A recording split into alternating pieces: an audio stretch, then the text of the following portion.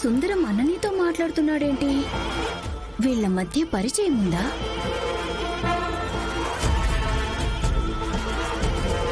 సుందరం, ఇంకా నీకు దామినికి పెళ్ళైపోవటం ఒక్కటిరా బ్యాలెన్స్. దాన్ని ఎంత త్వరగా ఒప్పించగలిగితే అంత త్వరగా ఒప్పించు. దామిని పూర్తిగా నీ వశమైపోవాలి. ఇంకా డౌటే అక్కర్లేదక్కాయ్. నువ్వు చెప్పింది అక్షరం పొల్లు పోకుండా అప్లై చేస్తున్నా కదా. ఈ పాటికి ఆ ప్రెగ్నెన్సీ విషయం కూడా వాళ్ళ ఇంట్లో తెలిసి రచ్చ రచ్చ అయిపోయింటది కూడా. ఆ విషయం ఏమైందో కాసేపట్లో ఈడకొచ్చి ఆ ఎమ్మి నాతో షేర్ చేసుకుంటాది.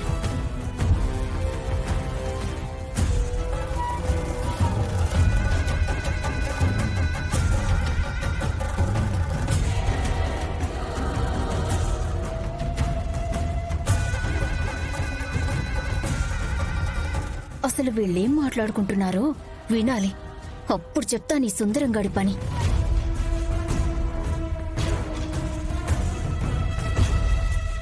ఇదిగోండి అనన్య గారు.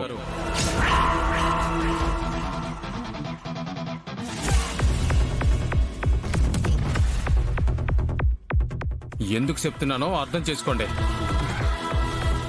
దామిని కుటుంబం అంటే అది నా కుటుంబం. ఆ ఇంటి మనుషుల మీద కానీ రాజకోటి సిల్క్స్ మీద కానీ మరోసారి మీ విలనిజం ప్రదర్శిస్తే మాత్రం మీరు నా హీరోయిజం చూడాల్సి వస్తుంది. జాగ్రత్త. వీడేంటి సడన్ గా వర్షన్ మార్చాడు? సుందరం, నాకు వార్నింగ్ ఇస్తున్నావేంటి? ఏ ఇవ్వకూడదా? ఇవ్వకూడదా? ప్రతి మగాడి విజయం వెనుక ఓ ఆడదుంటుంది. అలాగే నా వెనక దామిని ఉంది. నా వెనక దామిని ఉంది.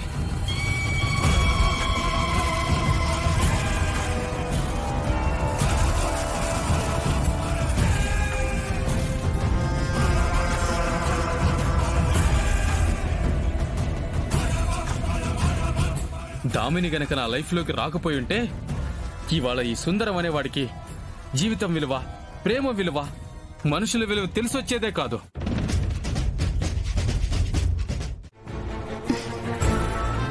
సుందరం, ఇప్పుడెందుకు పని కట్టుకుని ఆవిడ్నిక్కడికి పిలిచి ప్రత్యేకంగా వార్నింగ్లు ఇవ్వడం?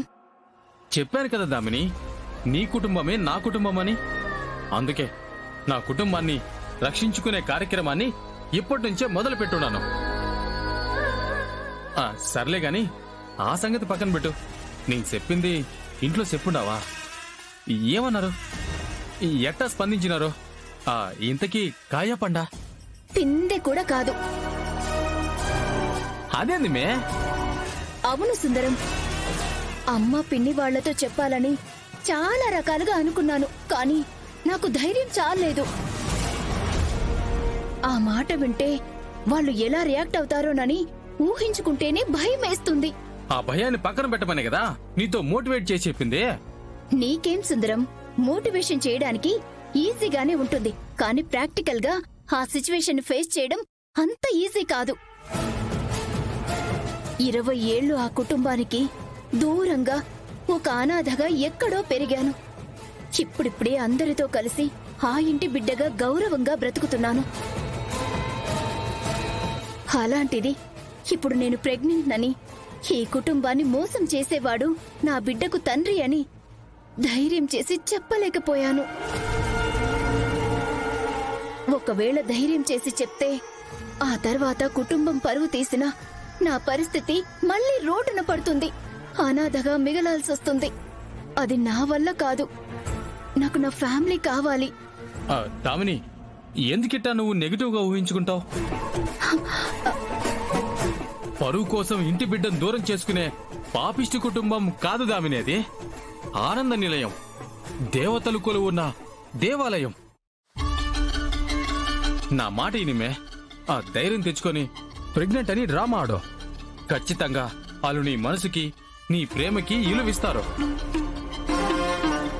ఇట్ట పాజిటివ్ గా ఉంటేనేమే జీవితంలో మనం గెలిచేదే.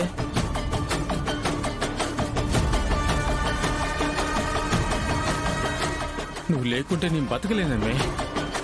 యాడ నువ్వు నాకు దూరం అయిపోతావోనని గుండెల్లో దడ మొదలైనది. ఆ దడ పెరిగి పెరిగి హార్ట్అటాక్ గా మారకముందే నువ్వు వచ్చి నాకు శుభవార్త చెప్పాలా? పోమి పో. సరే.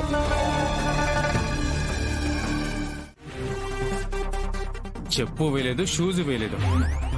ఆ తింగర్ దానికి చెప్పేదానికి భయం వేసిందంట. ఆ ముక్క చెప్పేదానికి ఈడ దాకా వచ్చుండది. రే, ఏంట్రా ఇది? దాన్ని ఓ తెగ మోటివేట్ చేశాను అన్నావు, ఇంకా రచ్చ రంబోళ్ళా అంటూ ఏదేదో వాగావు. నాకేం తెలుసక్కాయ్, అదిట బెబ్బేమంటూ తిరిగి వస్తదని. అయినా సరే వదలలేదులే. మళ్ళా మోటివేట్ చేసి పంపించా. ఈసారి ఖచ్చితంగా పని అయిపోద్ది. అది పోయేదెప్పుడు, ధైర్యం చేసి చెప్పేదెప్పుడు, ఇంట్లో వాళ్ళని ఒప్పించేదెప్పుడు?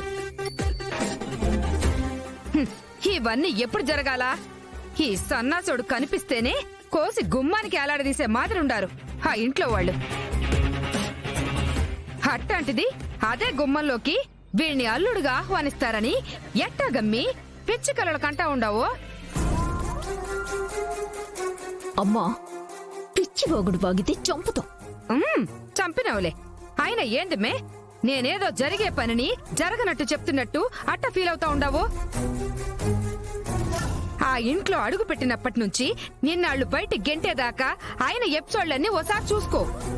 నువ్వు చేసిన ఒక్కొక్క ప్లానింగ్ అయినా సరిగ్గా పనికొచ్చుండదా?